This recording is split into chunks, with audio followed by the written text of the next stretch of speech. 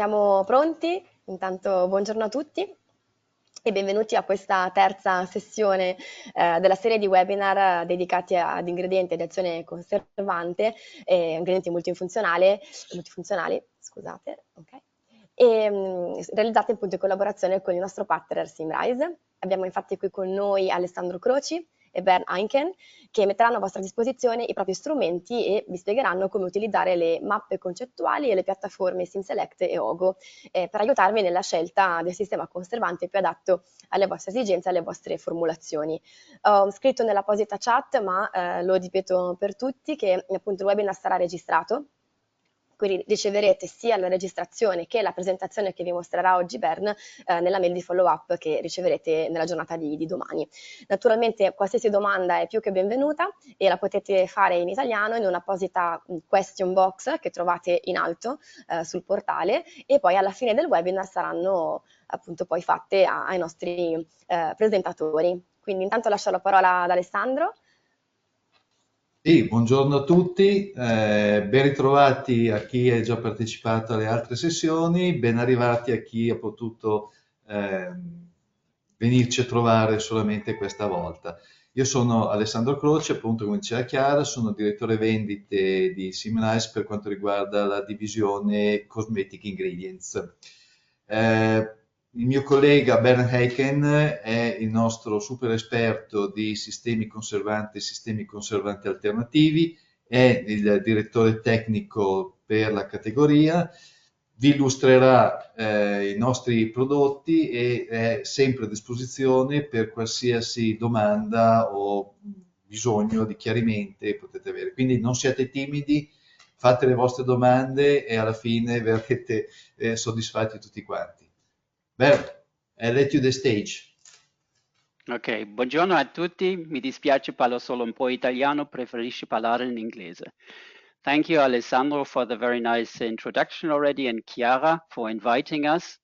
I'm very happy to be here with you again for the third session. So for today, I have prepared the following agenda. So here you see all the three parts that Symrise has done in cooperation here with Safic on the subject of product protection. In the first part, we did modern product protection ingredients, introducing the portfolios and recent launches and the trends. In the second part, we presented how to formulate with multifunctional ingredients, including a lot of samples.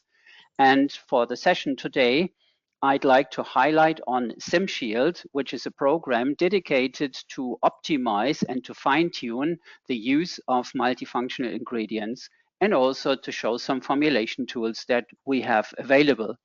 So this should be the agenda for the next roughly 30 minutes. And as my two colleagues, Chiara and Alessandro said, you can ask your questions, of course, in Italian. That will help me to understand.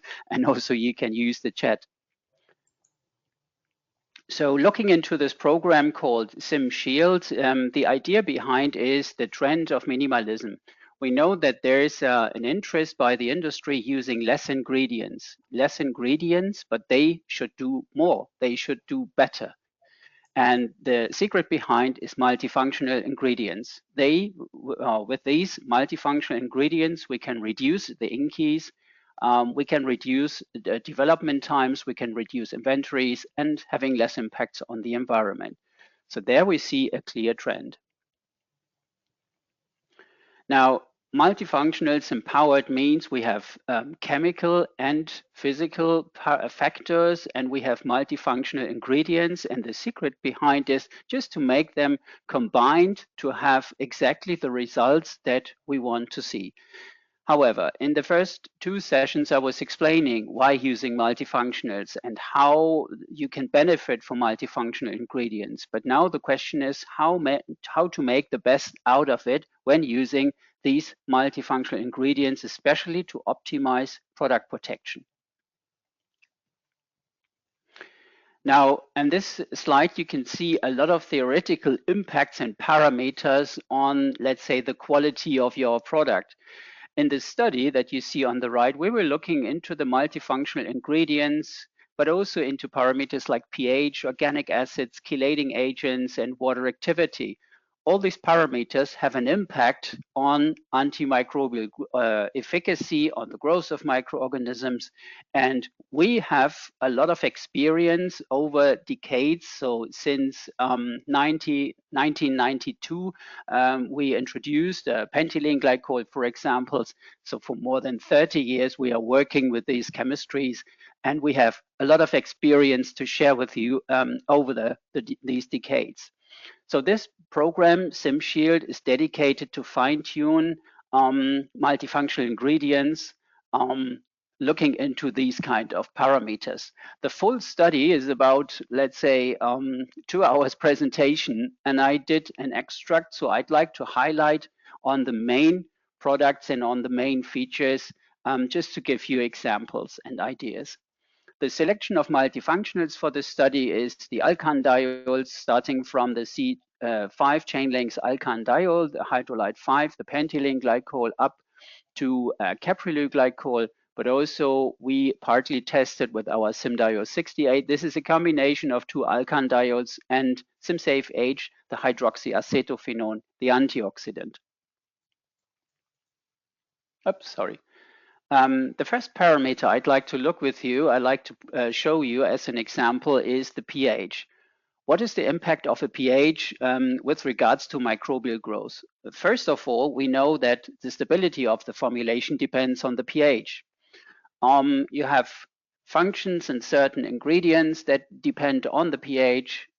Of course, you can have skin irritations if you go to extreme pHs, sensorial properties, but last but not least, also microorganisms depend on the pH.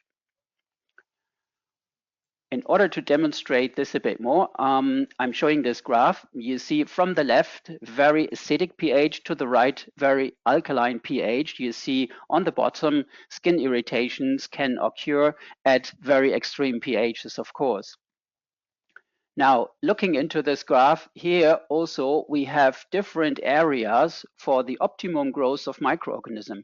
It is known that bacteria prefer a more neutral or slight acidic pH to grow, and yeast and mold, they prefer a more acidic environment to grow. So having said that, we have a lot of cosmetic formulations which are exactly in this range of pHs where we are focusing on with the study. So in order to investigate on the pH, we have prepared an oil and water emulsion. The emulsion was adjusted into pH between 4.5 and 6. So this was the background of this study. We used 0.5 increments to step through the pHs, and we used a variety of alkandiols in order to see what happens if we do a challenge test with them and we change the pH. So that was the target of this study. Now, sorry for all these results, but this is just to demonstrate using only one ingredient. In this case, this is the hydrolyte 5 green. The hydrolyte 5 green is used at 2 different percentages, and you see this and here in the 2 rows. And what you see from the left to the right is a decrease of the pH. So starting at pH 6, we see that there's a quite good efficacy of the pentylene glycol using 5% in this case against most bacteria. But then we also see that decreasing now the pH, starting from 6 and lowering the pH, there's impacts on the challenge test result. We also see this already at 3% dosage. So that means I can impact a challenge test result by adjusting the pH. Quite often we have issues or we have problems to pass a challenge test occasionally with these ingredients when the pH is not correct. So an answer could be, please correct the pH, or let's fine tune about the pH, and then we can have a slightly better challenge test result. So this was one example with a hydrolyte 5 green, and now here is another example with hydrolyte 7 green. This is the heptanediol, another alkandiol. And here as well, looking from pH of 6 up to, or going down to pH of 4.5, using a dosage of 0.5%, you see we can increase, for example, the Escherichia coli efficacy, controlling these organisms more and more, but also the other strains. Of course, both alkandiols that we are showing, they have a weakness against Aspergillus, so they need to be combined. But this is not the purpose of this study. This study is really intended to demonstrate how we can impact with the pH on the single ingredients the efficacy. And you see also at 0.3% of the hydrolyte 7 green, we see that there are differences depending on the pH. Another example is our SimSafe-H hydroxyacetophenone. This ingredient is well known to have a broad efficacy, and it's mostly, or we recommend to combine this with the alkandiols. However, using 0.2 and 0.5%, also what you see from the different pH ranges is that there is different results in the challenge test. We can also say in this case, the lower the pH, the better the efficacy of SimSafe-H. So if you maybe have a B criteria and you ask how to improve, look into the pH, this can have an impact. So this is one example, and this is now the conclusion of this. The pH can be a very effective barrier. Mostly we have noticeable changes at pH of 5 or 4.5, but it's dose depending. So whenever you dose, for example, SimSafe-H or hydrolyte 7 green, it has impact with the pH about the challenge test result. Now, another example I wanted to show is about organic acids. So here's two candidates of organic acids which are widely used in the cosmetic industry, the benzoic acid and the sorbic acid. And we know that also they have impacts on microbial growth. And what we evaluated now is the impact of these organic acids on efficacy of multifunctional ingredients. We have used for this study an emulsion that you see on the right, the formulation. And in this oil and water emulsion, we added different kinds of multifunctional ingredients, Simdiol 68, the SimSafe-H, and also hydrolyte 7 green in this case. We adjusted the pH to 5.5, which is mostly effective for the organic acids. So now what you see here, first of all, on the very left, this is a challenge test result using only the Simdiol 68. It is partly efficient, mostly against bacteria, but in order to provide broad spectrum efficacy, it needs to be combined. What we also see is using, in this case, potassium sorbate or sodium anisate on its own, there's also very limited efficacy. However, what we see when we do combinations is it's a much better improvement. So we learned from this that combinations of organic acids plus alkandiols can provide a sufficient result in the challenge test, even lowering the concentrations. And here we reduced the amount of potassium sorbate in this combination. There we have a positive challenge test result. So it's passing the challenge test with criteria A, and we fully protect, in this case, the emulsion. Similar results were achieved when using sodium anisate. The phytic acid, the sodium phytate, was not so efficient. So this was also an interesting learning. So conclusions are at the end that organic acids can contribute a lot in combinations to protect formulations. Here is another example using hydrolyte 7 green at the pH of 5.5. We see that also the hydrolyte 7 green on its own has good efficacy against bacteria, but it needs to be combined, as we also saw already in the first session.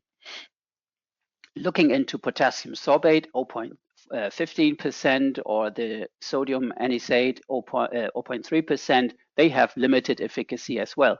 However, when we do these combinations then with the alkandiols, these organic acids perform quite well. They really inhibit the growth. They reduce the contaminations in the emulsions, and they protect the formula by that. Here's an example also with the SimSafe-H. Also the SimSafe-H can be combined. You see here the result in the emulsion using only 0.2% of SimSafe-H. We, in this case, also adjusted the pH between 4.5 and 5.5 to see to whether there are any differences. And we see combinations with organic acid like the sodium anisate, in this case, the anisic acid, can really boost ingredients like the SimSafe-H. So the combination brings a good result in the challenge test. Just as a conclusion, we see that organic acids and multifunctionals very much fit together. They are effective combinations to protect emulsions and other cosmetic formulations.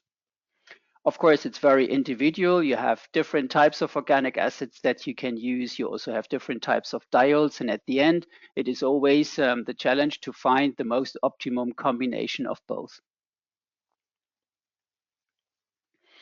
Another point that we analyzed was about chelating agents. So we know chelating agents are required in order to reduce metal ions, to inactivate metal ions, but also they can have an impact on the growth of microorganisms. We call chelating agent as so-called boosting agents, boosters, in order to push a little bit antimicrobial efficacy, since they affect the stability of bacteria cells. Now here you see a choice of different types of chelating agents. Of course, we used EDTA at the first slide. But it's also that we use alternatives, while EDTA quite often is blacklisted or no longer wanted. So our application labs, for example, we are using a lot of sodium gluconate as chelating agents. So we analyzed all of them, and I will show you 2 examples. Here is the material. So this is an oil and water emulsion that we prepared. We prepared this with Simdiol 68 at 0.5%. This is a typical dosage. And we were looking and we were checking with different chelating agents what are impacts on challenge test results. Testing only the emulsion with a complexing agent, in this case the EDTA, it's not really having any impacts.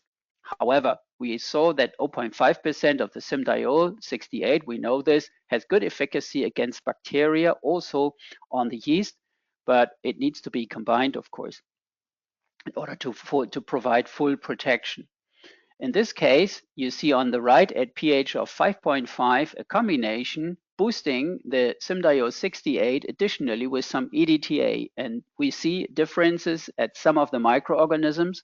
And that tells us that in case we are borderline, in case we have problems to get criteria A, we only get criteria B, we see that EDTA can contribute to such efficacy.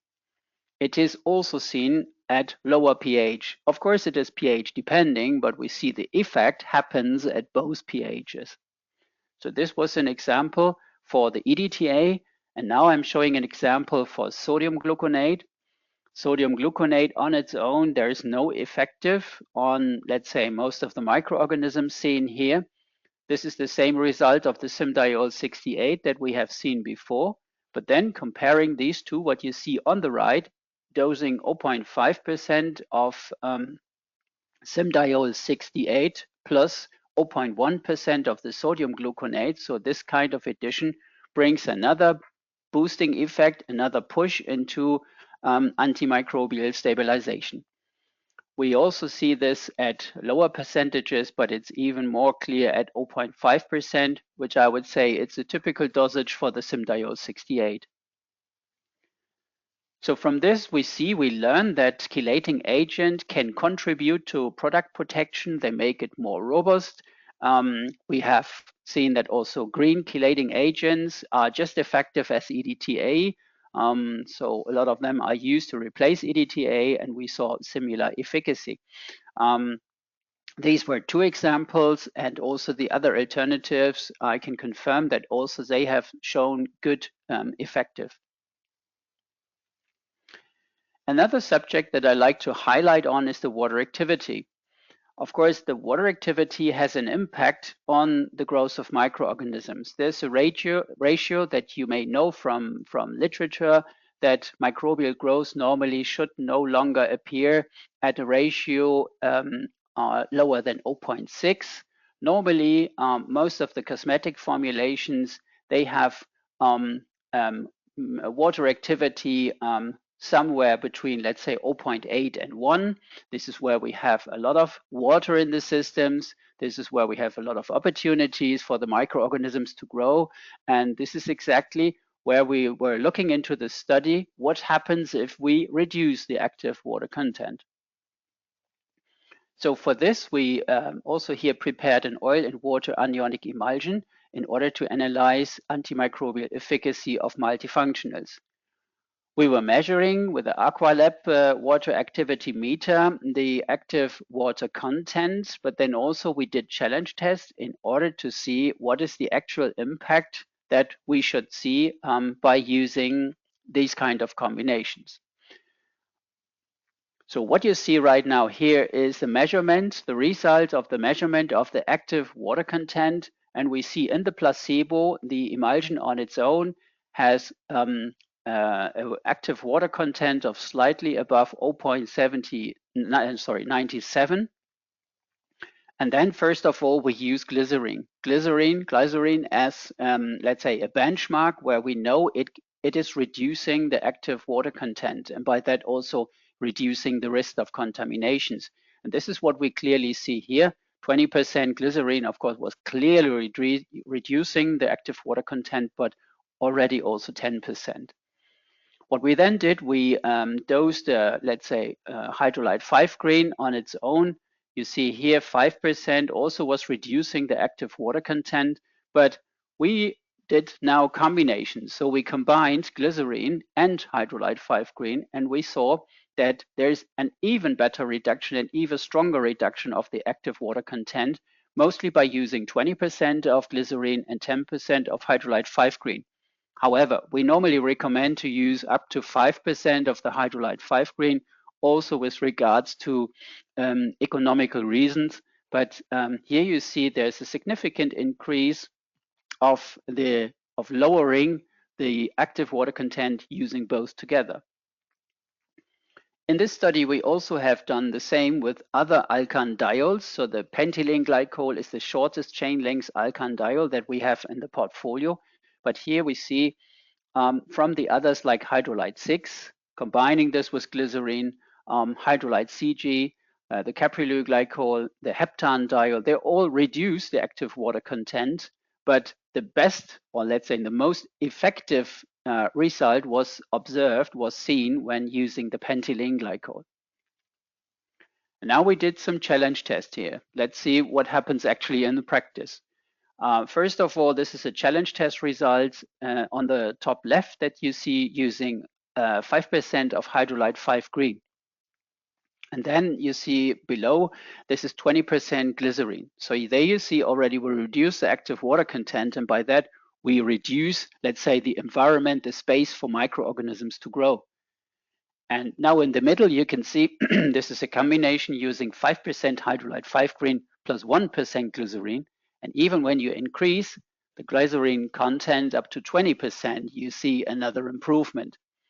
And this tells us that although glycerin is not, let's say, understood as an antimicrobial substance, but by reducing in combination with the hydrolyte 5 green, the active water content, so both reduce the active water content, we reduce the risk of microbiological contamination, and by that we make this protection system more effective, and we optimize the use of using pentylene glycol.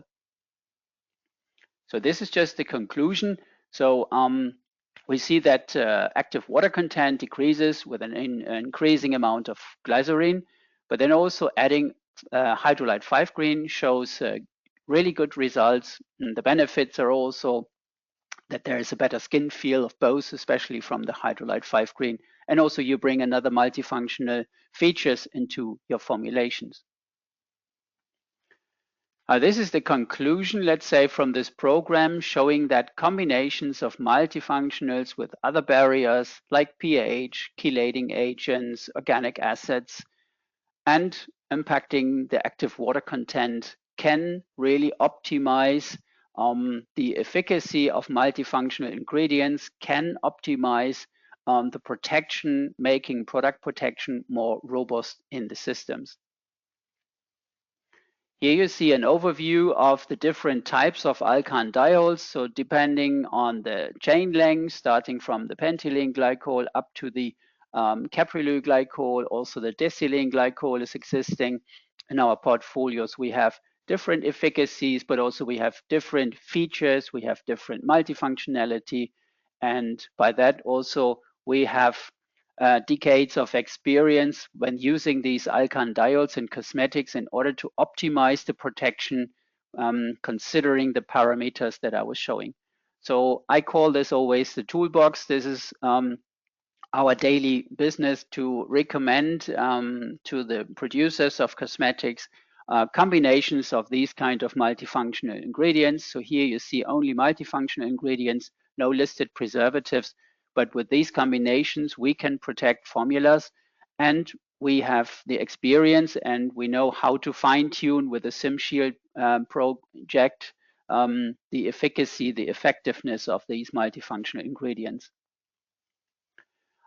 This is just another tool that we are using. It's the so-called mapping tool. You see, depending on the subject, versatility, multifunctionality, for example, bacteria protection or protection against bacteria.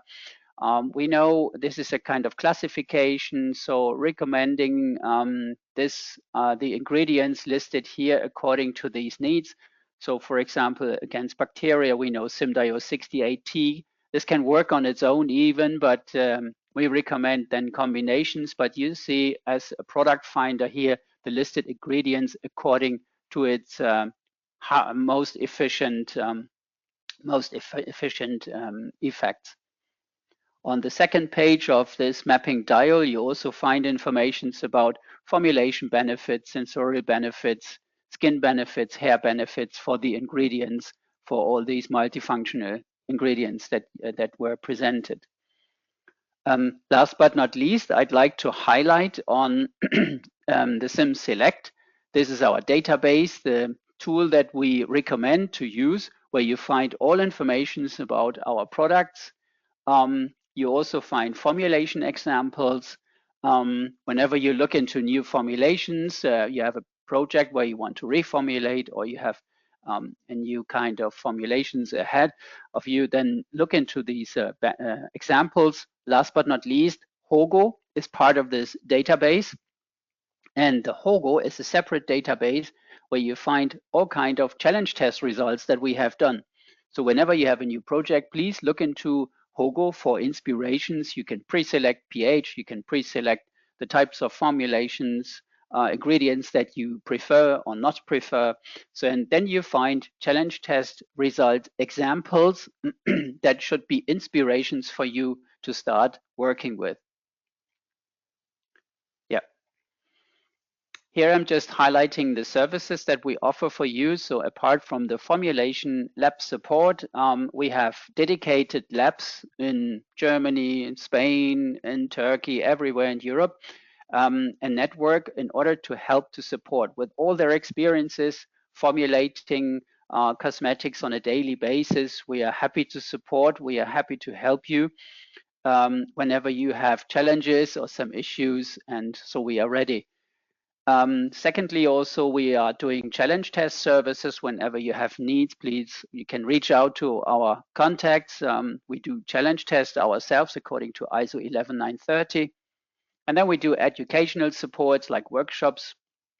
We have these Symselect and HOGO database tools, the databases that I was showing quickly. And we do have microprotection masterclasses as well. These are short videos that you find on YouTube. And these masterclasses and the short videos, the colleagues are explaining certain topics. For example, Symshield, how to optimize multifunctionals, but also what's about the effective of multifunctionals on certain microorganisms, regulatory impacts, and so on. So I recommend you to have a look into these kind of videos on YouTube. And what I like to show you is just an introductory video quickly about these masterclass sessions. So please enjoy. It's just 1 minute. Hi, I'm Balin Kuraskani. Hi, I'm Marie Bourget. Hi, I'm Sabrina Mizel. Hi, I am Maria Teresa Fontan-Llanes. And we're here to tell you more about the secret heroes of personal care. You surely know about the bright shiny ingredients that are kept on the packaging, and they do deserve their fame. But they will be lost without the discreet and faithful heroes that are product protection ingredients. In this series of masterclasses, we will shine a light on those deserving secret heroes. Are you sure you know everything there is to know about product protection? Do you use the same preservative solution time and time again, or are you looking for a modern approach? With us, you learn how to better formulate personal care products, choose the right solution for your specific needs, and quickly become a master of the subject. See you soon for the very first season of our series of masterclasses, The Secret Heroes of Personal Care.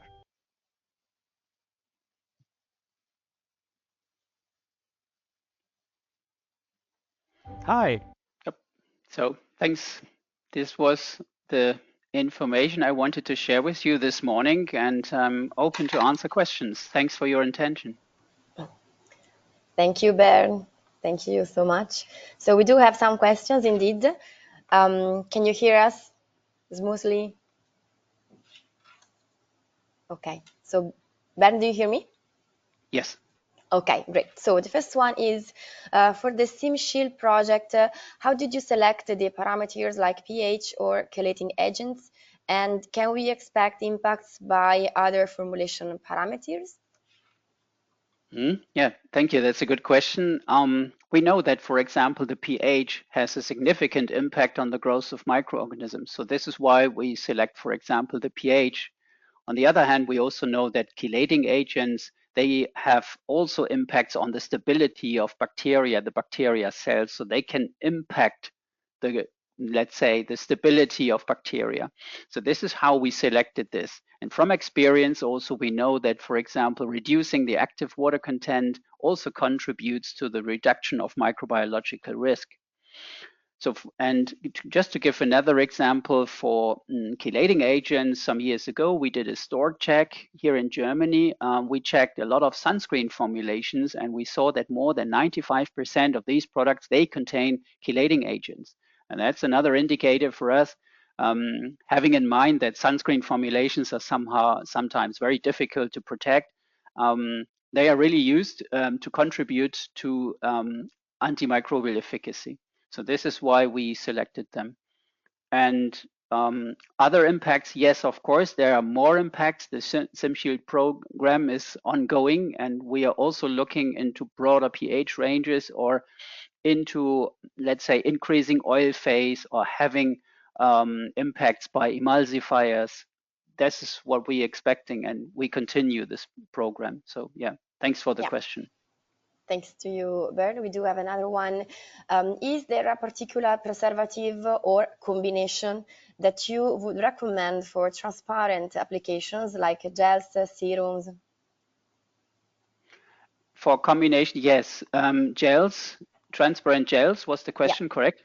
Mm-hmm. Yes, you can use Alcan diols. I would recommend, for example, Symdiol 68. This is already a blend of two Alcan diols, having good stabilities in serums, having good solubility, and also in combination then with SimSafe H. This would make a good combination. But also other Alcan diols can be used, but we have very good experience using Symdiol 68 and SimSafe H, maybe starting with both at 0.5%. And then let's see about the stability, but then this should pass a challenge test, I expect. Yeah, okay, thank you, Bernd. We have another one.